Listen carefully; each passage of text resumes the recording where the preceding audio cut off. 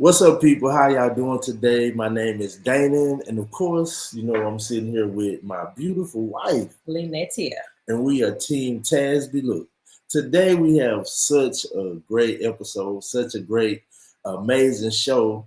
We're gonna bring on our guests in a minute, but babe, what you been up to this week? Before we get started, I've been up to just resting and just redefining and resetting myself. that's That's cool. it. That's all I've been doing, relaxing and enjoying the days. Yeah, so So, this it's been a time that we have to kind of rejuvenate and rebuild ourselves. When you get busy, it's so important to just pause for a minute and stop and reflect before you before you keep moving. I love the illustration about the guy. I don't know if y'all know the story about the two lumberjacks. And one was old, one was young, and they had a competition, and this young lumberjack, he was out there cutting down trees. Him and the old man, and the old man stopped and he sharpened his axe. mm, But the younger one, he kept going. He didn't stop. Long story short, the older guy ended up chopping down more trees mm, than the younger guy. Why? Because he stopped and he sharpened his axe. he had So time to reset. he had time to reset and refresh himself. So it's just what we've been doing this past week. So we just wanted to kind of share that with y'all. Look, we're gonna jump right into it. We have an amazing, Man, gosh, like this this is guy a treat. is amazing. He's really dear to our heart. Like you can know someone from a distance and see their character and see their personality, and he's just special. We love him. We know you guys are gonna love him. We're gonna bring him in. It's Oh, babe, I got to tell him though. This treat though, this man, he has so much experience in real estate. oh yeah, He has 30 30 years years. Yeah. plus in real estate. I call him the master guru of real estate. Yes. So we want to let y'all know what y'all up for. So pay attention and listen. Yes. We're gonna bring him in. Dr. Joe, what's up, man? How you doing? It's Whoa, good to see whoa, you. whoa, whoa, whoa. What an introduction, man. It's such an honor to be with you guys. And I'm looking forward to sharing, hopefully, some of my experiences Yes, with your sir. audience. Yes. And hopefully, it's a very enlightening discussion. So I'm looking forward to it. Yes. Yes. So you want to start, babe? You good? I would just like to say, starting out with what I know about this man. This Dr. Joe Asimo has been over real estate and been a teacher for 30 plus years. And I've had the opportunity, we had the opportunity of meeting him at a real estate conference. And we've had learned so much from him, Yes. from the finances, from how to invest in properties, how to invest in staying with tenants, being a landlord. And also, we had the opportunity of just sharing personal time and have personal time with him, moments with him. We enjoyed it.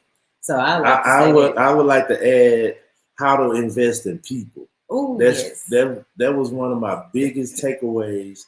He has a heart for people, and that's in any business, in any area of life. So we just wanted to acknowledge you and tell the people what we think about you before you get to share Yeah. all the amazing insight and knowledge that you have. So just tell us a little bit about yourself, and we'll just Sure. jump into it. Yeah, my name is Joe Asamoah, and some people call me Dr. Joe. I was born in Ghana, in West Africa. And when I was 5 years old, my parents moved to England. So I lived in England until a couple of years after college, and I was working. I got transferred to Washington D.C. and for a 1 year assignment. 35 years, 39 years later, Wow. I'm still here, and I got into real estate really by accident, and I bought my first house a couple of years after I arrived here, and it was a complete disaster. And everything that could have gone wrong went wrong. I knew nothing about real estate. All I thought was that real estate was just buy a house and everything would be okay. unfortunately, I have the tenants from hell, and which the gurus didn't talk about. Right. Tenants from hell. Right, the gurus left that part out. You know? Yeah. They tell you about all the money. Exactly. They talk about collecting rent, not what to do when they don't pay rent. Oh my God. And but I was able to turn that thing around. And after a while, I bought another one. I was working, and so I had a full-time job, like most people do. And so real estate really wasn't a vehicle for immediate cash. It was a slow slog. And but I kept on going. I put systems in place. And in fact, it was 2003, June the 6th, in fact. That's when my salary, when I was working, equaled what I was making at my rental properties. So I was able to transition from my job into being a full-time real estate investor. So I've been a full-time real estate investor for a while, and it's not easy, but it's definitely doable. Yes. I mean, if I can do it, anyone can do it. and so on. So, but yeah. So I mean, I'll talk about some of my ideas as I'm sure we go through this show.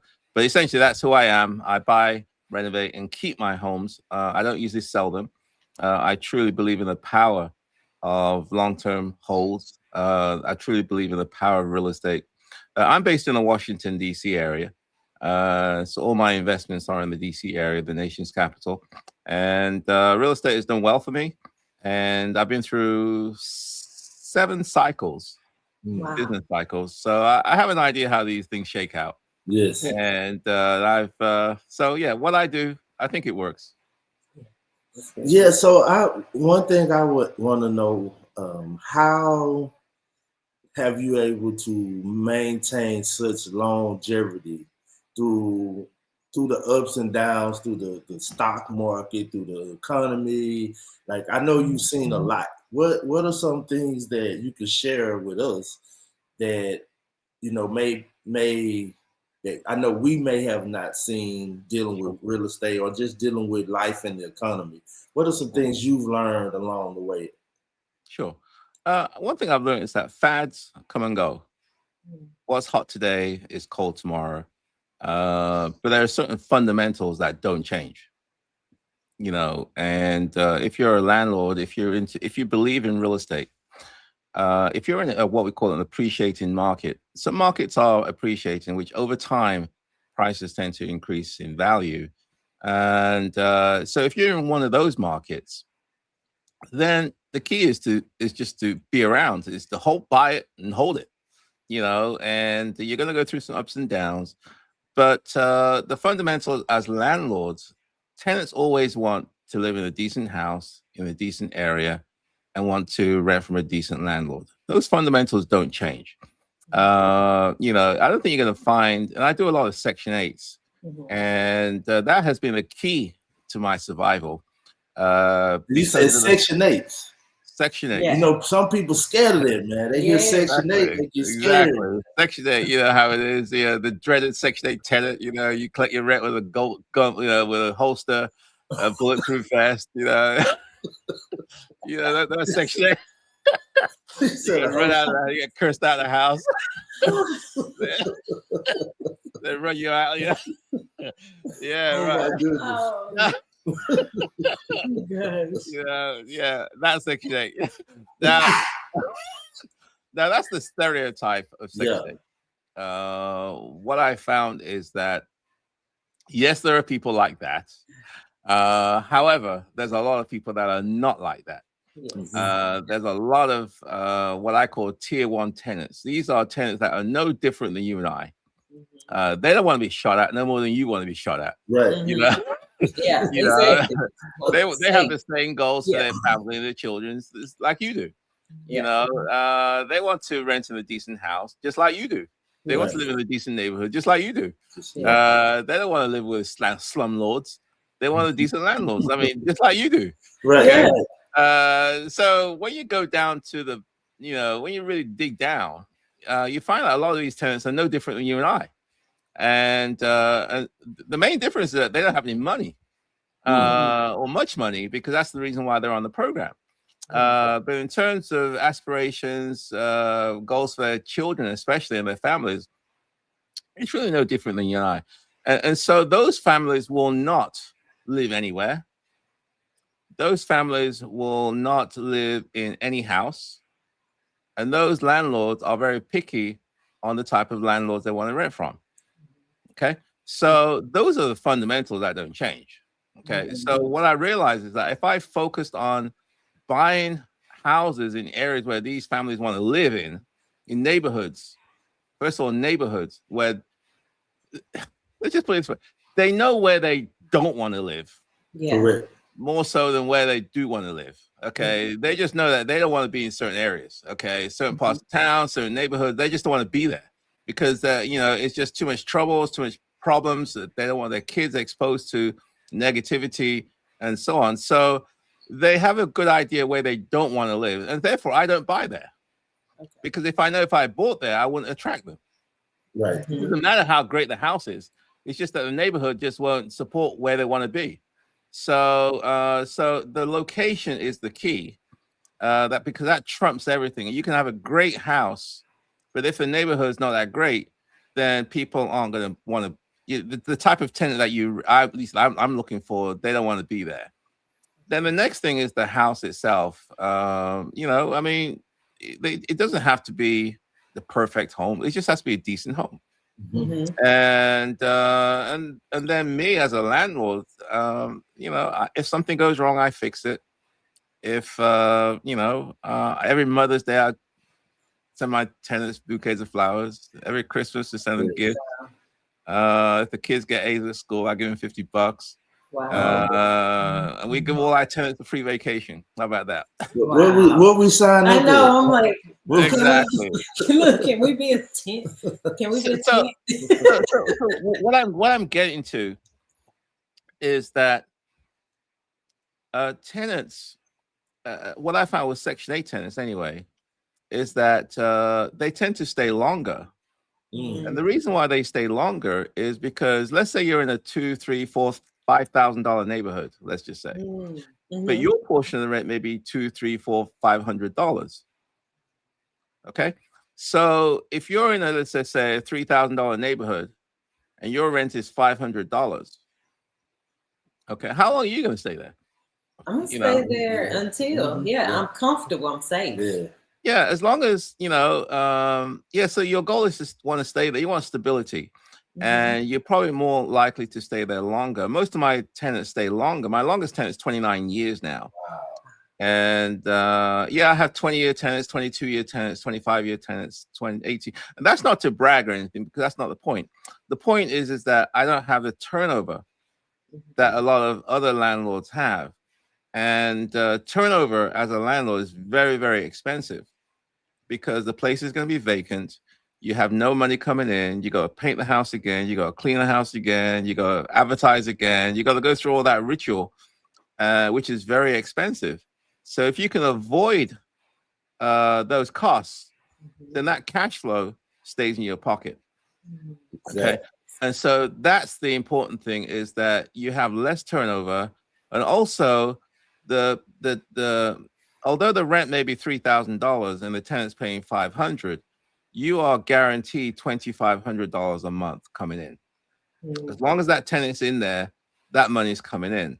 So it's a very, very reliable income stream. And that has allowed me to withstand these ups and downs of the markets. Because the worst case scenario, if the tenant loses their job, that $2,500 is coming in anyway.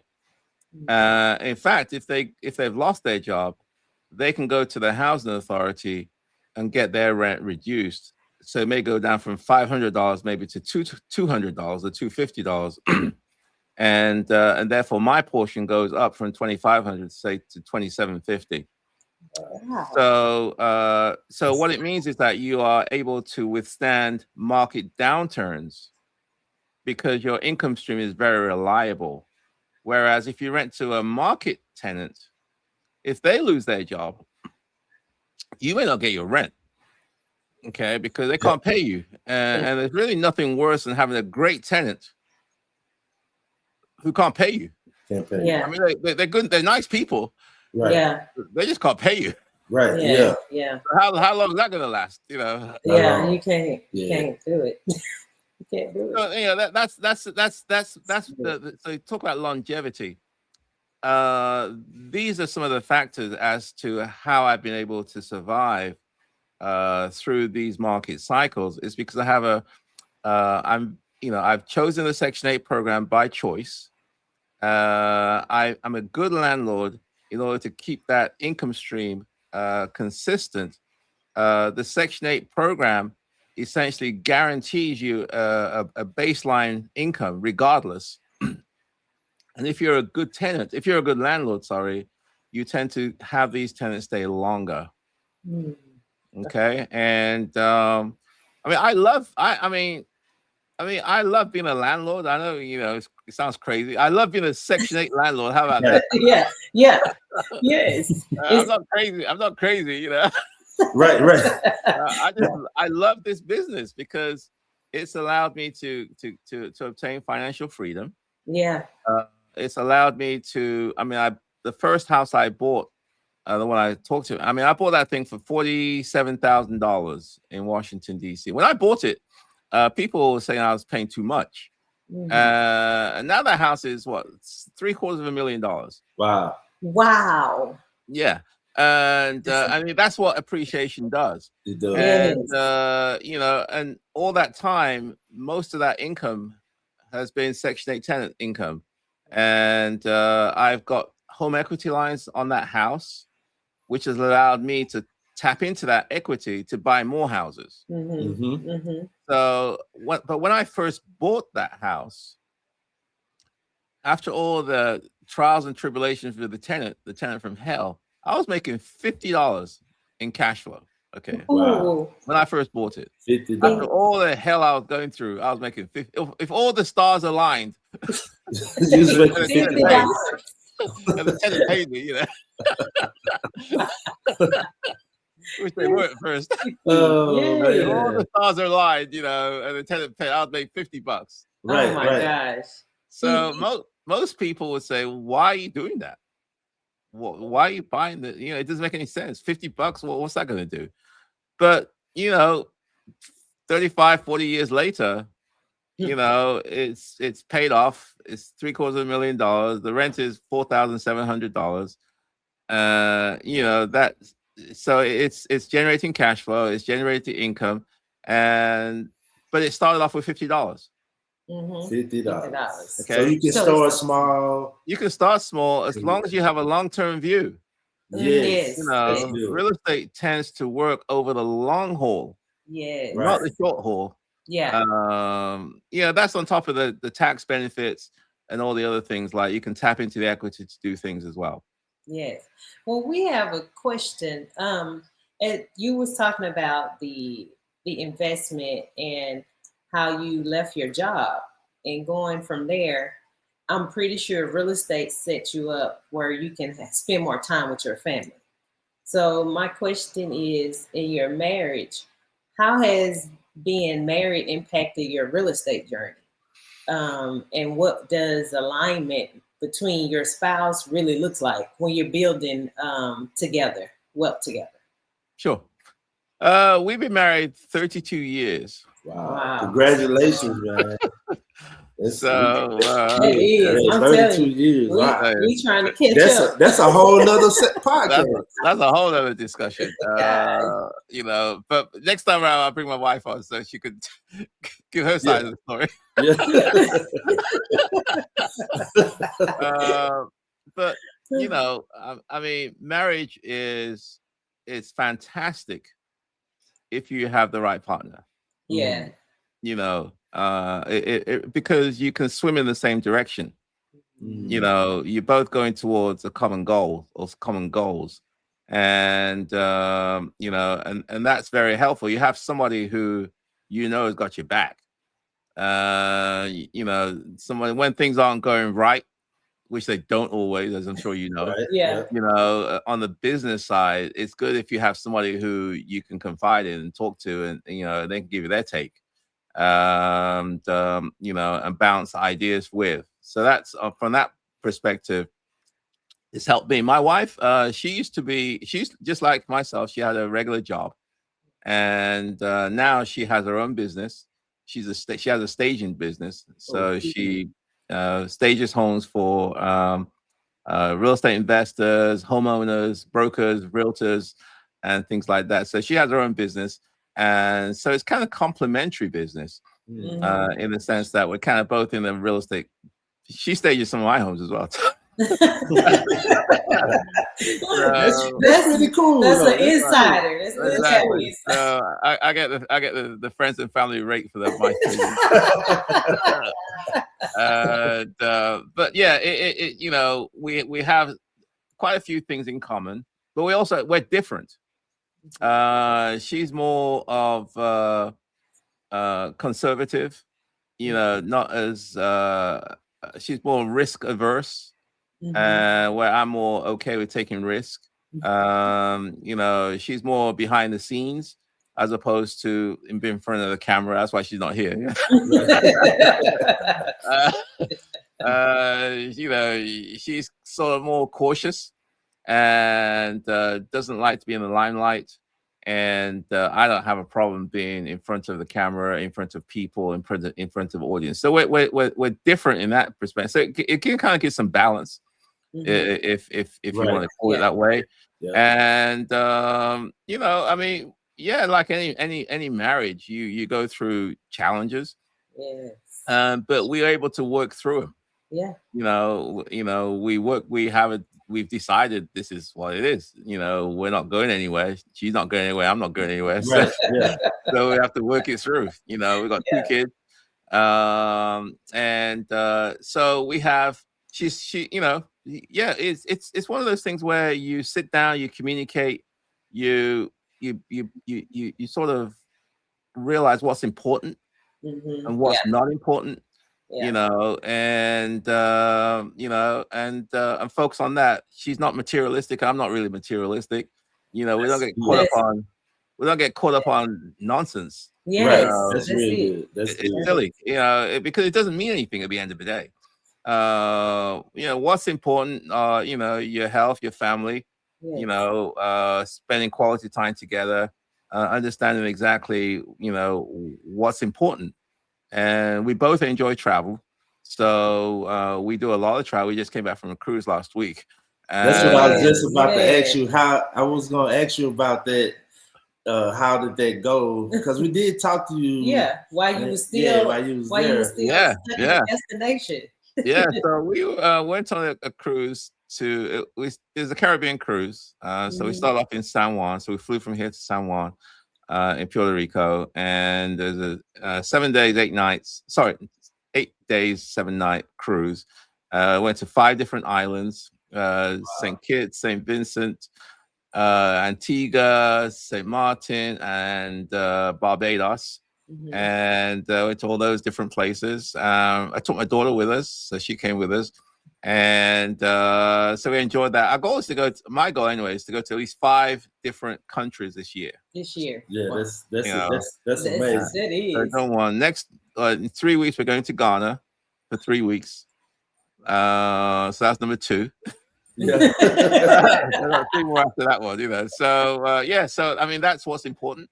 And so, but taking care of the real estate business allows us the means to do that. Yes. And you don't need to have a huge portfolio. You just need to have right systems in place. You know, where you can attract quality tenants, manage that relationship with tenants, and just wait, and over time increase the rents. So over time you can get the cash flow that you need, hopefully, to you know, to provide you some additional monies to do other things. So we're not gonna keep you long. This has been real good, and it's really rich. This is rich.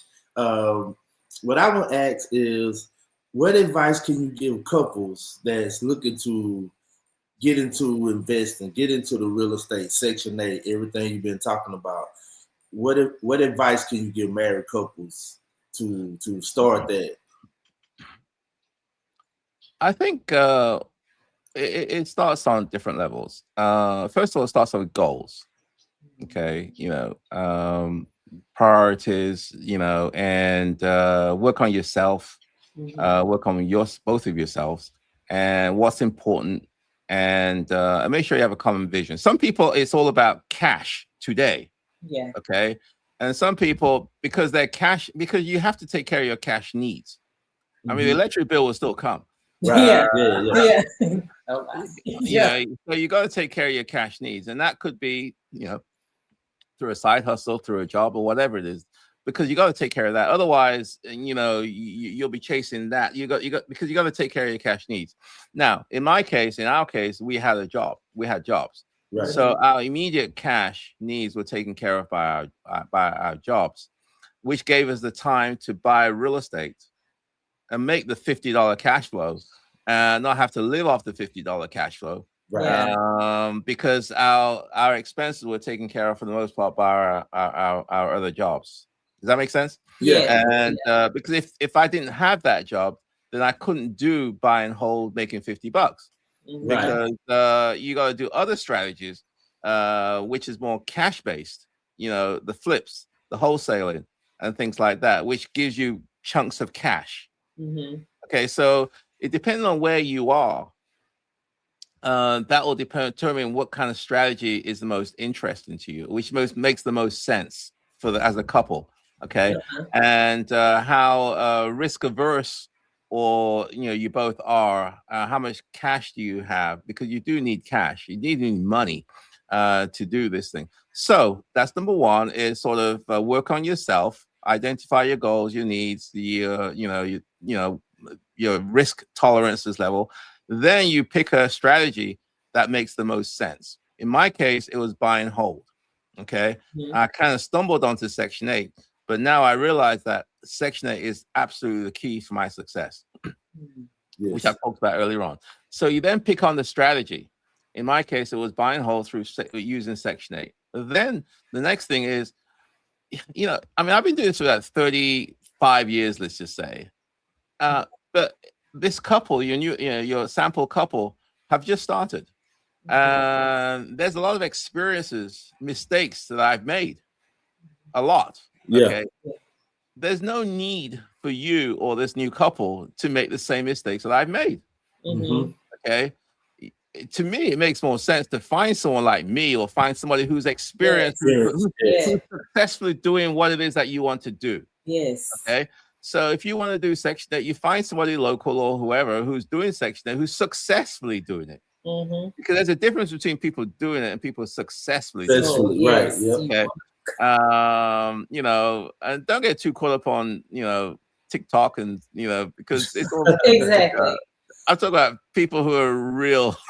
Right. Really good. And you can check up on them to make sure that they're actually what they're saying is in fact true. Okay. Yes. So you find somebody who's successfully doing, or find people who are successfully doing what it is that you want to do. And then the next thing would be to work out some kind of arrangement which incentivizes them to help you. Right. Yeah. Okay. I mean, you bring some value to the table. Yeah. Maybe if there's, let's just say, tasks A, B, C, D, E that needs to be done, whatever it is. Maybe you can take on task B for them. So you're bringing something to the table, and in order for them to help you get to where you need to go, because the fastest way to get to the end game is a straight line. And if you don't make unnecessary mistakes, you'll get to the end goal faster. Otherwise, if you don't know, you're going to step on landmines, you're going to make mistakes, you're going to get burnt, you're going to get, all these kind of different things. So hopefully somebody who's more experienced will help you get to the end game faster. And then at the end of the day, you got to pull the trigger and do deals. I mean, you got to buy stuff. You can't sort of TikTok your way to real estate investment success. or YouTube your way to financial independence. Right. Yeah. Exactly. At some point, you gotta buy real estate. I mean, that's all there is to it. Yeah. That's right. So And then you buy it, and then you learn from mistakes and keep on going. I mean, that's really what it all boils down to. So what I hear you saying is you have to invest in yourself. Yeah. By getting, I think it's a guide or a coach. Yeah, a mentor. Mentor, and not try to, because that's why we got into Erica's program, because we was like, we want to do all this real estate.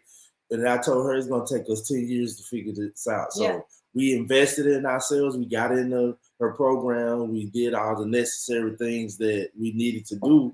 And I feel like that saved us so many years, so much time. So I really agree with that. I think a lot of people scared to spend the money. They feel like, I got this money, I can't pay someone to, guide me. I feel like that's where they make the mistake. They don't want to invest in themselves, and they want to keep the money and figure it out. Which that's going. Well, I agree that it's important to have a mentor and a coach, somebody who's successfully doing what it is that you want to do. However, this is a big however part. At the end of the day, you've got to take action. Yeah. Yeah. Because you can always get to that sort of paralysis and I mean, at some point you got to pull the trigger. You got to buy, and the best way to learn is to buy, and then you learn. You got to do it, and in the process of doing it, you're going to make some mistakes. You will. I mean, that's just life. But hopefully, your coach will help you. But you'll also learn yourself, and therefore, and I will say that the first deal it has to be a success. It has to be, because it gives you so much confidence. And the spouse now buys in. Right. If the first deal is a disaster, that's it, man. That is so true. Let's start doing TikTok. Let's do Amazon next, or Bitcoin. I mean, it's after the next fad. Right. Or eBay, whatever the fad of the day is, you'll go to that because this real estate stuff doesn't work. Right. Yeah. So it's really important that the first deal is a success. Yes. And that's why having guidance is so critical. And hopefully you'll help avoid making unnecessary mistakes. Yes. Oh, that's good, Dr. Joe. That's good, Dr. Joe. Look, go ahead. I'm like, I can't even say anything else because it's so true. I think that's what hinders us as far as moving forward into taking action. Is because we're fearful that I don't know what to do, and what if we fail? And I think when you said linking up with the right people to guide you there, they will make it a success. So that's plus. And also, a lot of people get caught up in watching so many videos. Like you said, they're on YouTube, they're on TikTok, and then you can get stuck in a cycle of videos. Oh yeah. I just need to watch one more video, then I'll do it. Yeah, one more time. I can get it. And I think that's where a lot of people they get caught in. Let me join this course. Let me get in this video. Let me watch this. You have to do something. You have to take action. No, I'm not saying you be reckless. No. Right. But you take action when you have all the pieces together, but you can't have all this. All the stars will never align. Yeah. Exactly. At some point you've got enough information. Now it's time to take action. Yes. But let me just share one other thing as to why I enjoy the Section 8. Before I leave, is that I talked to one of my tenants recently. And she said to me, Mr. Joseph, she didn't call me Dr. Joe. Mr. Joseph. Mr. Joseph, I just want to tell you that, since we've been renting from you, she was renting for about 8 years with me. Wow. I want to let you know the impact that you've made on our lives. Because we're living here, two of our kids have got full ride to go to college. Because they're in a better area, they got better neighbors, better friends, better schools, and they got a full ride to go to college. And I just wanted to let you know that you've changed the trajectory of our family. Wow. So again, when we pull all this stuff together, yes, we're making money, okay, but through what I do, I'm able to make a difference in people's lives. Yes. And that's what I love about this thing is that because where you live has such a huge impact on so many different things. And if you can provide quality homes in quality areas, you can make a difference in people's lives. You can provide opportunities that people never even thought was possible. In this area there's a lot of gentrification going on. So neighborhoods that 10, 15 years ago, you say, who'd want to live there? Now you can't buy there. It's too expensive, and so on. So by me buying these houses, renting to voucher tenants, Section 8 tenants, they're able to stay in these neighborhoods that otherwise they would never be able to be there. Because if it wasn't because of me, they wouldn't be there.